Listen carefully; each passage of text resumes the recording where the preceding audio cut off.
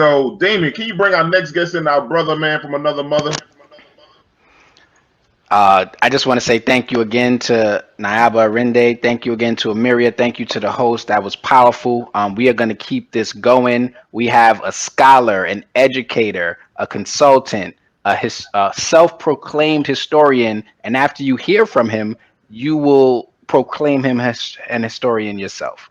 Um, my friend, my brother, Luis Fuentes, he's coming to give us a little bit of a history lesson. So we learning today. Hey, what's going on, family? Yo, thank you for having me. Yo, I'm feeling the hype. The sister who was just spitting right now, I'm ready to go get it. Like marching in the streets and all that right now. But yeah, I'm feeling the energy. I just want to just break down to you what Juneteenth is to me and the history behind it. So, you know, me being a self-proclaimed history geek, I came up with a little PowerPoint real fast just to go through the nuts and bolts of what the holiday is. I'm trying to see if it's going to pop up. If not, I'm just going to spit off the top of the dome.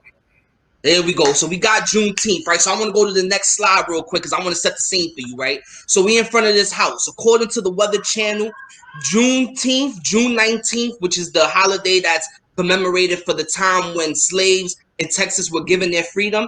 This day in particular was a beautiful, calm day, right? And I want you to think about it the way the history books think about it, right? So this house right here, this is known as Pleasant Retreat, right? It was owned by a man named Logan Stroud. He was one of the biggest Texas slave owners. He had about 150 slaves, right? And when he heard that his slaves were made to be free, he gathered all of them up and had a nice little speech. He was trying to tell them about freedom and all of the other stuff, but he became so overwhelmed and started crying that his daughter had to take the speech from him and finish the speech, right? So then you go to the next slide, because history wants us to remember it a certain way, right? So history wants us to think about Gordon Granger, the guy who rode in on his noble steed in Texas and pretty much let all of the docile black people know that they were free now and they got their freedom, right?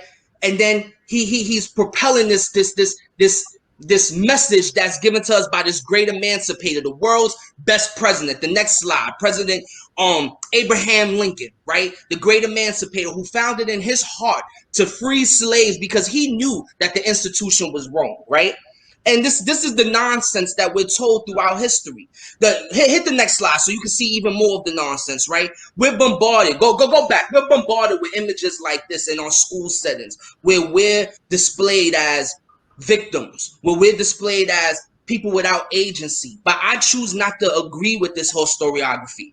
There is some elements of truth to it. I ain't gonna lie. But if I'm gonna be honest with you, we're not victims. We're survivors. We're warriors. When I think about Juneteenth and I think about the history of our ancestors and the sacrifices that they made, I think about the Union Army. Pull the next slide. I think about the brothers lined up with the ratchets, with the bat, with their bayonets, ready to go and beat down their oppressor with their army fatigues on. I think about the next slide, right?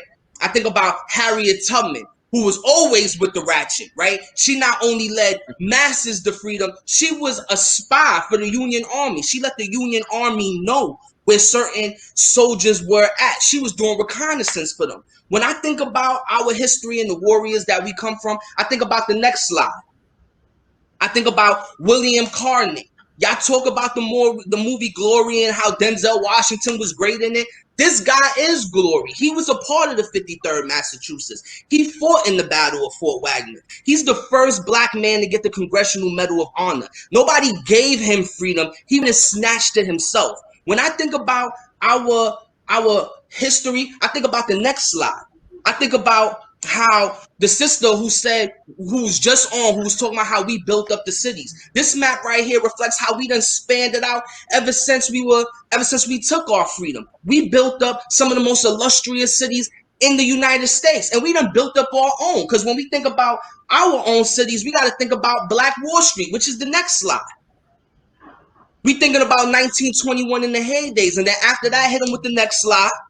We thinking about everything that Black Wall Street was. Black Wall Street, with the next slide, was 600 businesses, 21 churches, 21 restaurants, 30 grocery stores, 2 movie tickets, 6 private planes, 1 hospital, a bank, and its own school system. You gonna tell them people that they were given that? They took that. They built that. So when I think about our history, I don't think about things being given to us. I think about how we snatched it. And when they ain't want to give it to us, we took it. Hit them with the next slide.